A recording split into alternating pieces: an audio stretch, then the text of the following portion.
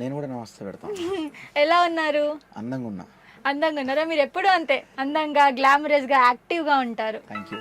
కదా. బిగ్ అంతే. Boss house journey ఎలా ఉంది సార్? బిగ్ బాస్ జర్నీ లాగా ఉంది. బిగ్ బాస్ సార్, ఇది క్లియర్ ఆన్సర్ కాదు. బాగుంది. బాగుంది. ఇక బిగ్ బాస్ జర్నీ ఎలా ఉంది అనే క్వశ్చనే లేదు ఇక అసలు. అంతే. ఒక 5 వారాలు ఉన్నారు, రకరకాల మనుషులతో కలిశారు, రకరకాల గొడవలు అయ్యాయి, అరుచుకోవడం జరిగింది, అందరి క్యారెక్టర్స్ ఏంటో తెలిసాయి. సో ఫైనల్లీ ఎక్స్పీరియన్స్ అంటే ఏం చెప్తారు? అనుభవం ఏంటి? అనుభవం మాకంటే ఎక్కువ చూసిన వాళ్ళకే తెలుస్తుంది బాగా. లేదు సార్, వెళ్ళిన వాళ్ళకి తెలుస్తుంది. మేమైతే ఒక మంచి ఆటను చూసి జడ్జ్ చేయగలుగుతాం, అరే వీళ్ళు ఇలా ఆడారు అని చెప్పి. కానీ మీరు ఆ సిచ్యువేషన్లో ఉన్నారు కాబట్టి మీరు చెప్పగలుగుతారు. జీవితంలో అట్లాంటి అనుభవం ఇంకెప్పుడు ఉండదు, రాదు, రాబోదు. ఓకే. అది చాలా గొప్ప అనుభవం అని చెప్పొచ్చు. అంతకంటే కొన్ని అందులో లోపల ఆ ప్రెషర్ కానీ లేకపోతే ఆ ఇది అంటే జనాలు మన గురించి ఏమనుకుంటారు అంటే లైవ్ 24 hours చూస్తాను కదా ప్రపంచం అంతా. అవును. ఆ టెన్షను, ఆ ఆట, తర్వాత మనకు ఆ ఎదురు దాడి, రకరకాల డిఫెన్స్లలో పోరాటం, అవును. ఆరాటం, లోపల ప్రేమ, అది ప్రేమో కాదో తెలియని ఒక కన్ఫ్యూజను. ఓకే. బయటకు అంటే వచ్చిన అమ్మాయిల పైన అబ్బాయిల పైన? బయటకు వచ్చిన తర్వాత పగలు ప్రతీకారాల టైపు. ఓకే. అది అమ్మాయి అబ్బాయిని చెప్పలేదు, మీకు తెలుసు కదా పరిస్థితి ఎట్లుందనేది. అమ్మాయిలు అబ్బాయిలు అవుతారు, అబ్బాయిలు అమ్మాయిలు అవుతారు, అలా రివర్స్ కేసు అంతా. అవునవును. అది పరిస్థితి. సో అంటే ఏం తెలియదు, బట్ ఒక గుడ్ ఎక్స్పీరియన్స్ అంటారు. అసలు మామూలు కాదు. సార్ లోపలికి వెళ్ళడం ఎలా, అసలు మీకు ఆపర్చునిటీ ఎలా వచ్చింది? ఎలా అంటే లాస్ట్ ఇయర్ కూడా కొంచెం స్మెల్ వచ్చింది, కానీ అది తెలియదు. అంటే ఈ ఇయర్ స్ట్రైట్గా వచ్చింది నాకు. అంటే ఎలా సార్, కాల్ వచ్చిందా? కాల్ వచ్చింది. ఓకే. బిగ్ బాస్ స్టార్ మా నుంచి వచ్చింది, ఇంటర్వ్యూకి రమ్మన్నారు నన్ను. వేరే ఒక వ్యక్తి ద్వారా లైట్గా ఇది వచ్చింది పిలుపు.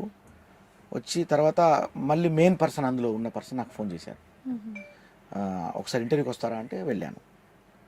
ఇంటర్వ్యూకి వెళ్ళిన తర్వాత ఇంటర్వ్యూ లోపల బాగానే అనిపించింది. అంటే నేను వాళ్ళకి బాగా నచ్చినట్టుగా నాకు అనిపించింది.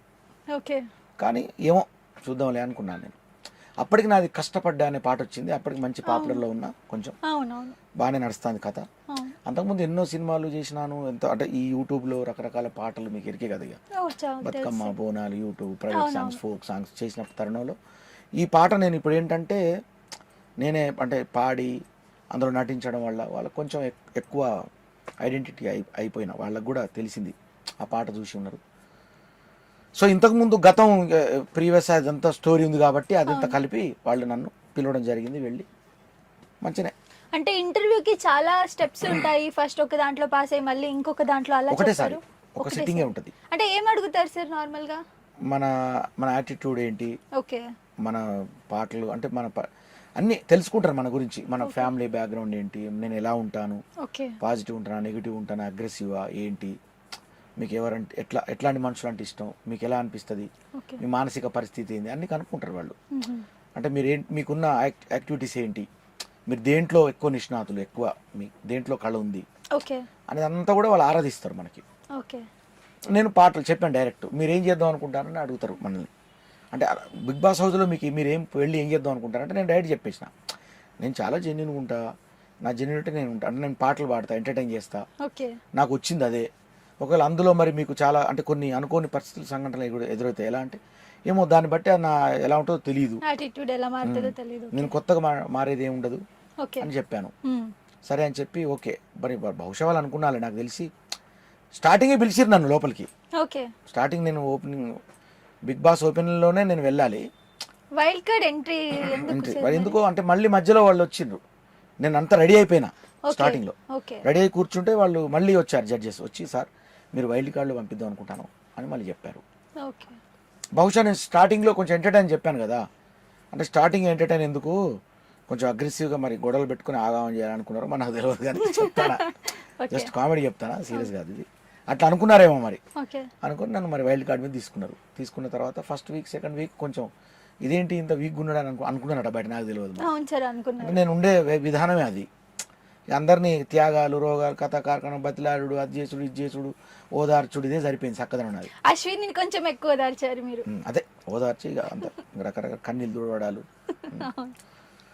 వంటలు చేయడాలు, వార్పులు చేయడాలు, అందరికి వండి పెట్టడాలు జరిగింది. తర్వాత అనుకున్నా ఏంది మరి నేను ఎందుకు వచ్చిన ఇళ్ళకు అని ఒకసారి గుర్తుకొచ్చి ఇంకా అక్కడి నుంచి స్టార్ట్ చేసిన.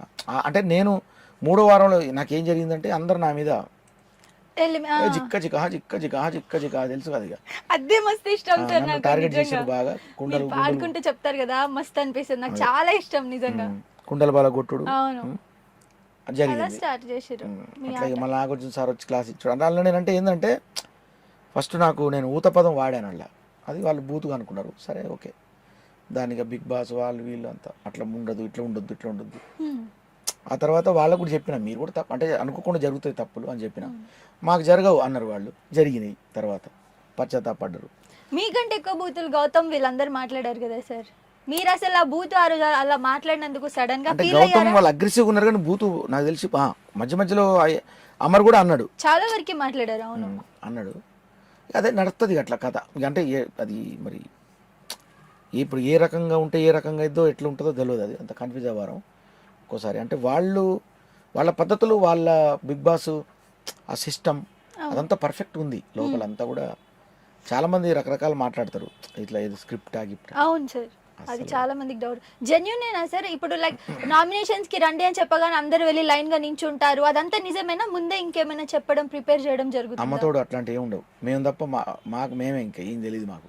సౌండ్స్ కూడా ఏం అనౌన్స్మెంట్ కూడా ఇంకేం రావు, జస్ట్ వెళ్ళి నించోండి అంటే స్టార్ట్ చేసేస్తారు అంతే. ఇప్పుడు వచ్చే గేమ్ ఏంటి, ఆ గేమ్ గురించి ఫస్ట్ చెప్తారు. అవును అంటే రూల్ బుక్ ఉంటుంది, ఆ రూల్ బుక్ చదివిన తర్వాత ఇట్లా ఇట్లా అని చెప్పి తెలుస్తుంది. అంతే. గేమ్ పద్ధతి ఏంటి, ఇది పద్ధతి అని మేము మాకు స్టోర్ రూమ్ పంపిస్తారు వాళ్ళు. ఆ స్టోర్ రూమ్ డోర్ తెరిచి మేము తెచ్చుకోవాలి, అది ఓకే చదువుకోవాలి. ఓకే ఫస్ట్ ఇంటి బ్లైండ్స్ దింపుతారు, దింపి అవతల గార్డెన్ ఏరియాలో మొత్తం వాళ్ళంతా కూడా అదంతా కన్స్ట్రక్ట్ చేసుకుంటారు. వాళ్ళకి కావాల్సిన గేమ్ అదంతా కూడా ఇన్స్ట్రుమెంట్ అంతా ఫిట్ చేసుకుంటారు. దాని తర్వాత మళ్ళీ ఇంటి బ్లైండ్స్ అన్ని తీస్తారు. ఓకే ఎవడొచ్చి ఫిట్ చేసినో ఎవడు ఉందో మాకు అర్థం కాదు. ఓకే ఆడిపోయేసరికి అంతా ఒక వైభవం కనపడుతూ ఉంటుంది, ఇదేందని. ఇప్పుడు ఎలా ఆడాలని చెప్పి రూల్ బుక్ ఉంటుంది, అందులో ఎవరు చదవంటే వాళ్ళు చదవాలి. ఆ పద్ధతి తెలుసుకొని మా దాంట్లోనే, ఇక మీకు తెలుసు కదా ఇక అన్ని పద్ధతులు కొత్తగా చెప్పాక అవసరం లేదు. మా దాంట్లోనే మాకే ఆ రూల్ బుక్ గొడవలు ప్రకారం చేస్తారు, గొడవలు పెట్టరు, గొడవలు అనుకోకుండా జరుగుతాయి ఒకరికొకరు ఈగో. అప్పుడు సంచాలకులు మా దాంట్లో మాకే ఒక సంచాలకులను పెడతారు. సంచాలకులు మాకే గొల్లాలు పెట్టించి రకరకాలుగా జరుగుతుంటాయి. అలా సబ్స్క్రైబ్ చేయండి. subscribe to Please do subscribe to Please like, share and subscribe to top Telugu TV. Top Telugu TV. Top Telugu TV. Top Telugu TV.